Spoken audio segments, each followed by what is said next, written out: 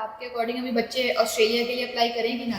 पंजाब हरियाणा के बच्चे बहुत डरे हुए हैं, बहुत ज़्यादा। सबसे ज़्यादा जो खतरनाक खौफ ज़्यादा है वो हरियाणा के बच्चे, क्योंकि हरियाणा वालों ने सबसे बेड़ा गर्क करा है ना वहाँ जाके। टॉपिक हमारा वीज़ा डिले है ही नहीं, जेन्युइन स्टूडेंट हमारा टॉपिक है। So hello everyone, welcome back to our new podcast.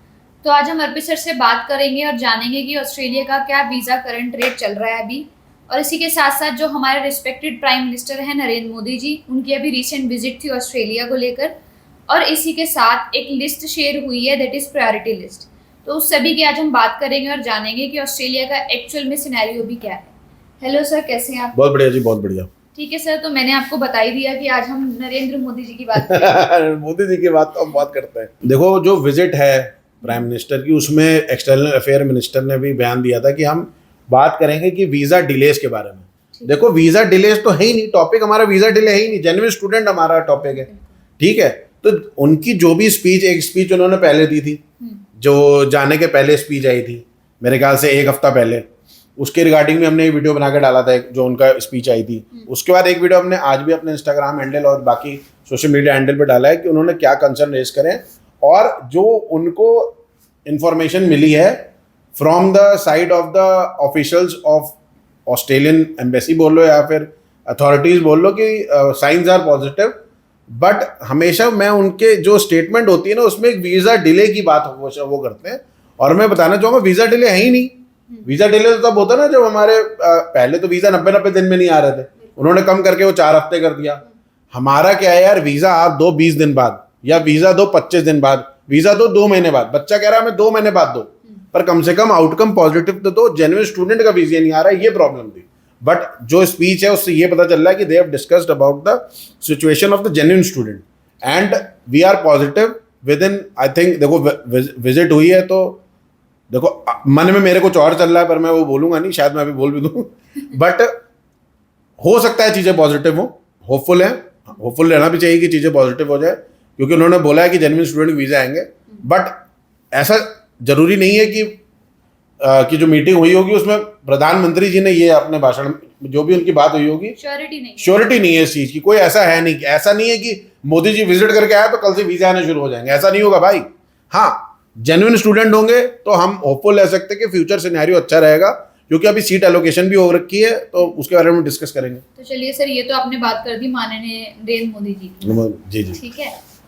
अभी जो हमें मेन फोकस करना है वो करंट वीज़ा ट्रेंड के बारे में करना है कि अभी जुलाई इनटेक आ गया, बट कितने वीज़ा आए हैं, क्या आउटकम रहा है बच्चों का? देखो यार, कुछ बच्चे ऐसे एग्जाम्पल में लेता हूँ कि हमने अब पहले तो मैं बहुत जगह पे कॉल करके पता भी करता था, अभी हमने एक स्टूडेंट का ग्रुप्स हैं वो भी हमने ज्वाइन करे। देखो, जो वीज़ा अप्रूवल्स हमें दिखे मेजरली, वो हमने हमें मास्टर डिग्री में दिखे, और वो भी 50-50 रेशियो के दिखे, ऐसा नहीं 50-50 से ज़्यादा दिखे। And the outcome has increased from, मैं बात करूँ डेट की बात करूँ तो 20 जून के बाद थोड़े आउटकम पॉजिटिव दिखने लगे मुझे। ठीक है, 20 जून से आज की डेट देखे तो 10 जुलाई है, तो ये 20 दिनों में मुझे लगा है कि आउटकम थोड़े पॉजिटिव आए।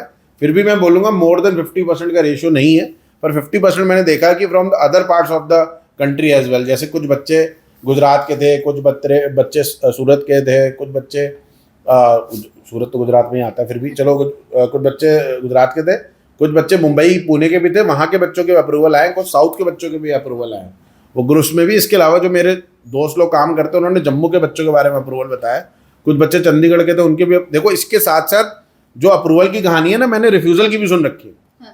बट कुछ यूनिवर्सिटीज़ में लोगों को बोलो, जैसे मैं एग्जांपल मैं आपको देता हूँ कि मैंने जो सुना कि कई बच्चों ने यूनिवर्सिटी ऑफ वेस्टर्न ऑस्ट्रेलिया के, मैंने वीज़ा सुने ज़्यादा, जो बच्चे पर्थ जा रहे हैं university of western Australia try करो भाई, मैंने सुना है तो मैं आपको यही बोलूँगा। बट इसमें मैं फिर फोकस करूँगा, मैंने मास्टर्स के वीज़े ज़्यादा सुने। ठीक है, तो आपके अकॉर्डिंग अभी बच्चा किस यूनिवर्सिटी में अप्लाई करे और कहाँ ना करे? अरे भाई, सारे यूनिवर्सिटी में कर सकते हो, बस थोड़ा पता करो, ट्रेंड पता करो, एजेंट से बोलो कि यार इस यूनिवर्सिटी के वीज़ा ट्रेंड क्या रहा है। जैसे कुछ यूनिवर्सिटी को वीज़ा ट्रेंड बहुत नेगेटिव गया है, बहुत ज़्यादा नेगेटिव गया, तो वो यूनिवर्सिटी अवॉइड करनी।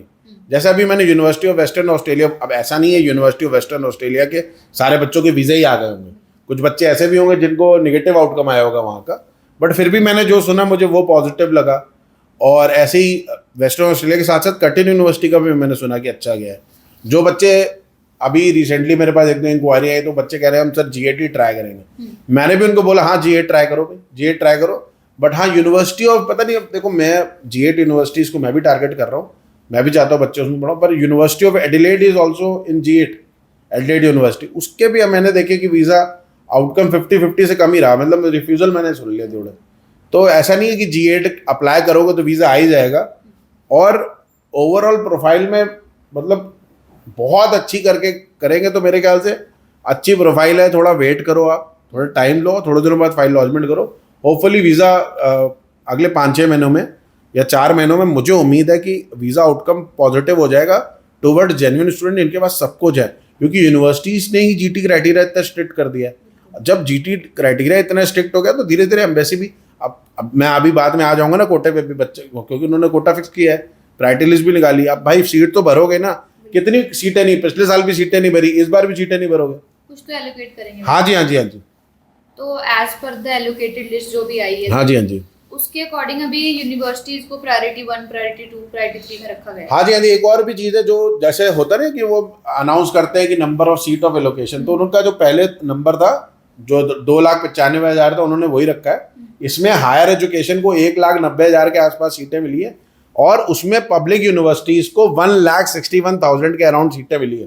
ठीक है। तो 1,61,000 सीट्स बहुत ज़्यादा होती है, और इसका जो ये स्क्रीनशॉट है, स्क्रीनशॉट पे भी हम जो वीडियो में अभी हम अटैच कर देंगे, बच्चे आराम से पॉज करके पढ़ सकते हैं, और इसका लिंक हमने डिस्क्रिप्शन में डाल दिया है, आप बच्चे डाउनलोड करके जो भी एजुकेशन प्रोवाइडर उसके बारे में पढ़ भी सकते हैं। ठीक है। तो सर कौन कौन सी ऐसी यूनिवर्सिटीज हैं जो प्रायोरिटी 1 और प्रायोरिटी 2 में है अभी? भाई देखो इतना मतलब इसमें एक ये शॉकिंग भी है, मैं इसको शॉकिंग ही बोलूँगा, और मैं बोलूँगा बच्चों के लिए एडवांटेज है।